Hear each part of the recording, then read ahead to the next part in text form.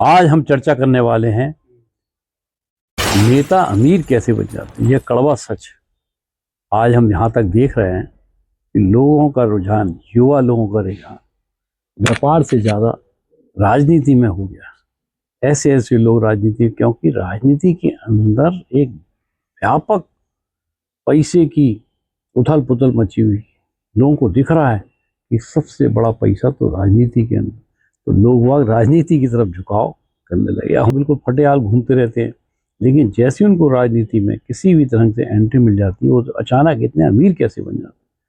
अपन इसको आज समझने की कोशिश करिए। मैंने कुछ लेख कि इतने चंद समों के अंदर करोड़ों की कोठी, लग्जरी कारें, विदेशी बैंक अकाउंट और अनेक संपत्तियों के और व्यापार, जिन्होंने जिंदगी में कुछ पढ़ा लिखा नहीं है, वो अनेक कंपनियों के मालिक बन जाते हैं। अब हम इसको एक तरह से इसकी कैलकुलेशन को समझते हैं। भाई, एक एमएलए या एमपी को 1 लाख या 2 लाख के लगभग 1 से 2 लाख रुपए की सैलरी मिलती हो। अब और भी पक्ष मरा लो तो इस तरह से हमारे मतलब 5 साल के अंदर कुछ लगभग 60 से 70 लाख रुपए उसको कैश में मिल जाए, उसमें सैलरी के रूप में मिल। सब कुछ मिला के यदि हम इसको 1 करोड़ रुपए भी 5 साल के अंदर मान लें, इतना पैसा उसको मिलता है। तो अब सवाल ये है कि अगर इतनी सैलरी है तो इसके बाद वो 50 करोड़, 100 करोड़, 500 करोड़, 1000 करोड़ इनके मालिक कैसे बन जाते, इसकी संपत्ति कैसे इनकी बन जाती है और ऐसे कैसे हो जाता है, इसको अपन समझते हैं एक एक करके। सबसे पहले बात करते हैं कि नेता के पास अपने इंडिया के अंदर इतने वीआईपी और इतने नेता हैं, और इन सब नेताओं को, हर एक आदमी को एक गवर्नमेंट की तरफ से फंड मिला हुआ है। जैसे समझ लो 5 करोड़ रुपए का फंड मिला, तो उनको अपने कंस्टिट्यूएंसी में, अपने क्षेत्र के अंदर उस पैसे को अपने विवेक के अनुसार यहाँ से, तो उसमें वो खर्च करने की इजाज़त होती है। लेकिन जब वो काम देते हैं तो एक नेचुरली जिस एजेंसी के माध्यम से काम कराते हैं, तो उसके अंदर एक व्यापक सिस्टम क्रिएट हो गया है, जिससे उनको एक निश्चित जिसो एक व्यवस्था कायम हो। अब हम दूसरी बात करते हैं कि लैंड एक्विजिशन। क्या होता है कि जब भी गवर्नमेंट विकास की योजनाएं बनाती है तो उसमें प्रपोजल्स बनते हैं, महानगर की योजनाएं बनती हैं, और जो भी योजनाएं बनती हैं तो इन नेताओं के माध्यम से विचार विमर्श बनता है। तो उन्हें ये आइडिया हो जाता है कि इस जगह पे ये गवर्नमेंट की योजना आ रही है, जैसे हॉस्पिटल आ रहा है, गल्ला मंडी आ रही है, एयरपोर्ट आ रहा है, जो या कोई इंडस्ट्रियल जोन आ रहा है, बीड़ा आ रहा है, इस तरह की बहुत सारी डेवलपमेंट एंड जोन की इंडस्ट्री। तो वो उनको चूंकि आए थे तो ये पहले से उधर पर सांठगांठ करके वहाँ की जमीन को एक्वायर कर लेते हैं, या उनके साथ एग्रीमेंट कर लेते हैं, या कुछ एक लोगों का अपने कार्यकर्ताओं और पूंजीपतियों के साथ मिलकर एक समूह की रचना करते हैं। तो ऐसी अनेक कंपनियां बना लेते हैं जिसके माध्यम से लैंड के एक्विजिशन हो जाता है, और उससे उनकी आमदनी, वो वैल्यूएशन बहुत बढ़ जाती है। अब हम बात करते हैं, व्यापारी लोग अपने काम के लिए चंदा देते हैं। राजनीति तो नहीं, जैसे आप धर्म के अंदर चंदा देते हैं, ऐसे हम राजनीतिक पार्टियों को चंदा देते हैं, क्योंकि हम उनकी राजनीतिक विचारधाराओं से सहमत। क्या ये वास्तव में सत्य है? हकीकत ये है कि हम एक तरह का एक सिस्टम क्रिएट हो गया है कि हम आज आपको सहयोग दे रहे हैं कि बड़े बड़े व्यापारिक संस्थानों को, क्योंकि राजनीतिक लोगों का उसमें शासन के अंदर इन्फ्लुएंस होता है, तो उस हिसाब से उनके जो काम कराए जाते हैं उसके अंदर एक सिस्टम की व्यवस्था बनी गई है। मतलब एक ऐसा समझ लीजिए कि एक व्यवस्था इस तरह से बनाई गई है जिससे कि हमें राजनीतिक लोगों को भी और प्रशासनिक लोगों को भी उसका फायदा मिलता ही मिलता है। ये एक नॉर्मल और एक स्वाभाविक प्रक्रिया है। करप्शन, इसके बाद यदि कोई आप एक्स्ट्रा पैसे मांगते हैं तो उसको करप्शन की श्रेणी में माना जाता है, इसको करप्शन नहीं माना जाता, क्यों? वो एक व्यापार का हिस्सा हो गया है, एक चुनाव की एक शैली हो गई, क्योंकि हमारा ये तंत्र जो है, समाज की व्यवस्था उसी हिसाब से बनी है।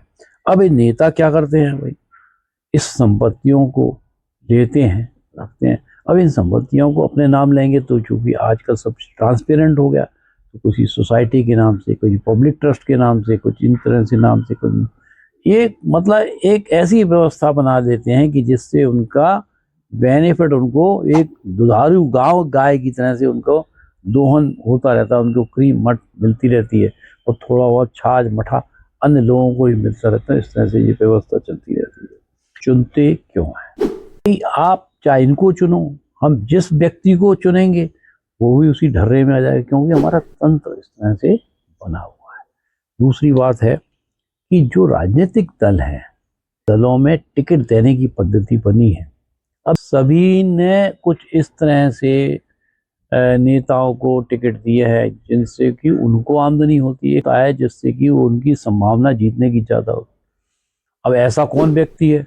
सबसे ये विचारधारा, चूंकि हमारा ये देश है, विशाल देश है जिसमें अनएजुकेटेड लोग जाता है, जो निजी स्वार्थ उनकी बेसिक बुनियादी चीज़ों से उभर रहे हैं, तो उनको प्रभावित कर सकने में सक्षम हो। प्रभावित करके जब हम वोट बैंक लाते हैं, साथ ही साथ जो इंडस्ट्रियलिस्ट हैं उनको ये महसूस होता है कि भाई इनके शासन, यदि हम इनकी सुरक्षा में रहेंगे तो हमें प्रशासन से बचाव रहेगा। उनके जो भेदभाव होते हैं, कुछ दूसरे काम होते हैं, जो उनके सरकारी टेंडर्स होते हैं, जो खनिज होते हैं, जो रिसोर्सेस होते हैं, उनको हम ले सकेंगे। तो ये उस सिस्टम से वो उसी व्यक्ति को चुनते हैं और उसी व्यक्ति को दान देते हैं जिस सिस्टम हमारा बना है। इस तरह से जनता को भी मालूम है कि यदि हम इनको नहीं चुनेंगे तो कल के दिन हम कहाँ जाएंगे, कोई सुनने वाला नहीं, क्योंकि प्रशासन इनकी सुनता नहीं है, पुलिस इनकी सुनती नहीं है, तो ये जाएंगे तो कहाँ जाए। उनको भी देखो, कोई आदमी किसी का शासन जब स्वीकार करता है, जब देखता है कि वो कितना शक्तिशाली है, तो उसको ये शक्ति दिखाना आवश्यक है जनता में। ऐसे समय में कभी आपने सोचा हो कि ये सिस्टम में जागरूकता कब आएगी?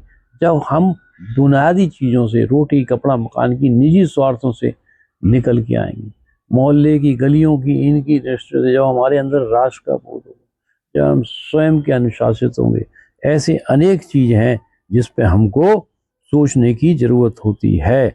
हमारे साथ में हमने लोगों को देखा है कि सरकारी योजनाओं, सरकारी कर्मचारियों में वही भाव है कि हम जो एक बार सीट पे आ गए हैं, गद्दी पे आए हैं और हम पैसा दे के आए हैं, तो उस हिसाब से उनको उसका एक्सटॉर्शन करना है। उनके अंदर से समस्त तरह की भावनाएं पूरी तरह से समाप्त हो गई। उनको सिर्फ और सिर्फ सत्ता ही एक व्यापार के रूप में दिख रहा है। इसी तरह से ये व्यवस्था बनी आ रही है। तो आज हम इस पर मंथन करें, चिंतन करें, और जिस दिन ये आम जनता गरीबी से हट के जिस दिन ऊपर हो जाएगी, जब से बहुत सारे लोग स्वयं को जागृत करेंगे, स्वयं की ओर देखेंगे, स्वयं के अपने अस्तित्व को महसूस करेंगे, स्वयं का सम्मान जब करने लगेंगे, तब आप देखेंगे ये परिवर्तन होगा। मैं देख रहा हूँ पिछले अनेक सालों के अंदर राजनीतिक दलों में भी और जनता के सोचने में भी बहुत सारा पैटर्न में अंतर आ चुका है। अब लोग सोचने लगे हैं और लोगों को वास्तव में ये महसूस होने पे लगा है कि यदि हमारे पास वोट की शक्ति है तो हम उसको परिवर्तित भी कर सकते हैं। इसलिए हमने